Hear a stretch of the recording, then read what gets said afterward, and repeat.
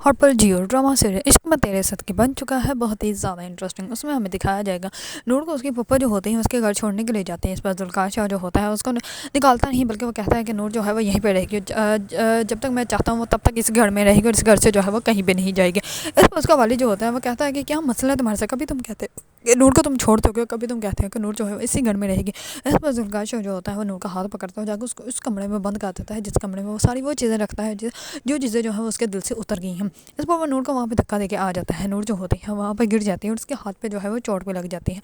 इस पर नूर जो होती है वो बहुत ज़्यादा बदीता होती है, बहुत ज़्यादा रोती है और वो चिल्लाती है और वो कहती है कि आपने मुझे जो है इस कमरे में इसलिए रखा हुआ है क्योंकि मैं आपके दिल से उतर चुकी हूँ। आपने मुझे बेजान चीज़ों की तरह एक कैद करके रखा हुआ है। आपने ये सब कुछ मेरी बहन के साथ किया था, इसी वजह से मेरी बहन जो है वो मर गई, सब कुछ बर्दाश्त करते हुए।